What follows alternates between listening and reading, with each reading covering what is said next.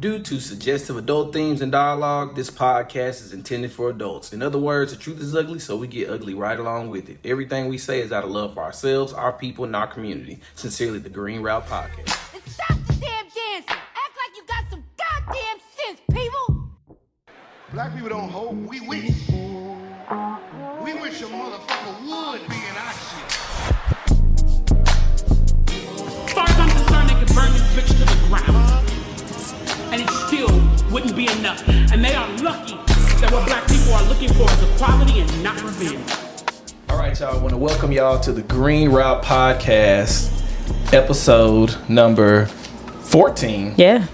Episode 14. We're in the double digits, y'all. I am GS. And I'm Marlissa. What's up, y'all? Oh, man. So Afghanistan. So I watched something interesting this morning on Democracy Now! About a year after the Taliban have come in and took over, right? And it was more so about women's rights. But one thing that of course it was Viceland reporting, which is just always fantastic. But one thing that they really talked about was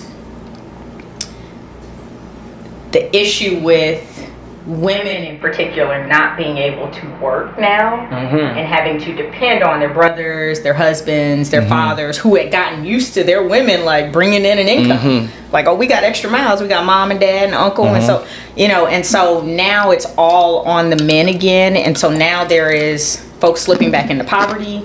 Domestic violence is back on the rise. Like there are all these symptoms of shutting women out of public culture, public society. It's one of those things where it's like people make those jokes about, like, and no disrespect to anyone who is Muslim or of the Islamic faith, but when people make those points about religious groups being so far in the past that they're hurting themselves, this is an example of that. Like, how do you they're harming, they're self-harming in the name of a religion. Half of their workforce is now gone. A lot of their girls are not in school anymore, which we all know. Yep. In any society, when you lessen the education of at least 25, even more than that, half your children, your population of children. Specifically women who are the first teachers of they say if you teach a man, like you're teaching a man. Right. If you teach a woman, you're teaching a community. You're teaching a community. And that is a big deal to take the first teacher that a child experiences. Right. And so there's that. And a lot of people, and a part of America's, so the other issue that's coming along with Afghanistan is the fact that we're holding $7 billion of Afghanistan's like money that was part of the World Bank, and we're holding it for the sake of they're still supporting terrorist efforts, and they're still allowing certain people to be their leadership. They still have their housing people who the FBI is after, CIA, all that. So there's that part. They're hiding behind the there's like a clause with like NATO, like basically if you're housing terrorists, then not only can we hold your money, but we can hold any kind of aid. Like aid groups cannot send aid to you if you're housing these people. So there's that side of it. So that's their side. But what's actually happening is, because they're holding that money, they basically made the country completely unable to stand on its own feet. Okay. Like the country will for as long as anybody can see, will be in poverty. A crazy thing. Again, 90 to 95% of the households are on their way to being under the poverty level. That's crazy. So that being said, and they banned the growing of like poppy, right? Which was one of the things. That's like, they were making crazy money off of that. They were drug dealers as well. Yeah, that the opioid crisis, y'all. That's not a mistake. Yeah, all of that shit's connected. You know how religions be all right, but then they be all wrong. That's a different conversation. But what's now being reported that this could turn into a potential war crime on behalf of like NATO, America, like for holding aid and holding that money, more people will die. So more release it, then there's a chance that more less people would die, and more people would not be in poverty. But then that violates the NATO code that says, wow, that we can't give to these countries that are housing. So it's like I can't put this completely on them, like Taliban leadership, like all they're potentially hindering them getting that. If they were to oust their leaders who are considered terrorists, if they were to say, "Oh, we are completely disconnecting ourselves from these people," and I guess prove to NATO, prove to the allies that we're not housing them no more, then they could get it. I'm assuming. Okay. But the thing about it is, I think they've already tried to play these games with America. They've tried to kind of follow certain rules.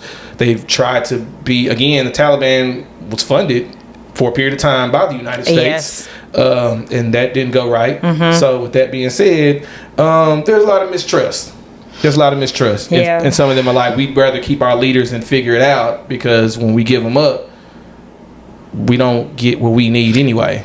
Right, yeah. I mean, y'all liars, and y'all peace breakers and peace treaty breakers and shit. So, and they wouldn't be wrong. They would not. This is a very sticky situation, and I think because religion is so involved that you have these folks that are like, I will let certain people starve to make sure that Sharia Islam is still going. It's still, I mean, we will sacrifice our people. This is how we are, and that's another part. You're right. The ideology, the ideology actually supports them harming themselves for the sake of Allah, for the sake of what they believe in. You know what I'm saying? So, I think that they had tried to the Taliban had tried to kind of make themselves at least look better, or look like they're not harmful. They was like riding on go-karts in this one video and shit. Ghost riding the whip on social media. They was on social media. There's so many jokes that could fly on that one, but yeah. And I did see a clip of it was one of the leaders, the Taliban leader, saying we're asking specific women to show up to work, and it's interesting that they're asking specific. So when they took back over, women, you had to go, right? The man became your voice again. They cover the fuck up, get back to where you're supposed to be. But what happened was there was a brain drain in that country, and so very talented doctors and very, and I'm talking about specialty type of people that all of these women had gone into those careers because they could go to school now, and they were hungry. They hadn't had it in a long time. So yeah, I mean, now they're asking hey, you're our sisters, you're our mothers, you're our grandmothers. Please come take care of these patients at this hospital. Exactly. And the women are like, I can't stay here. I'm out. And of course, America's like, well, shit, we could use you over here. You helped us out while we were occupying the space, sure. So there's an amazing brain drain that's going on outside of the funding and the food. Healthcare is almost crumbling because women had just about taken that over, and because of the religion, women have to treat women for certain issues.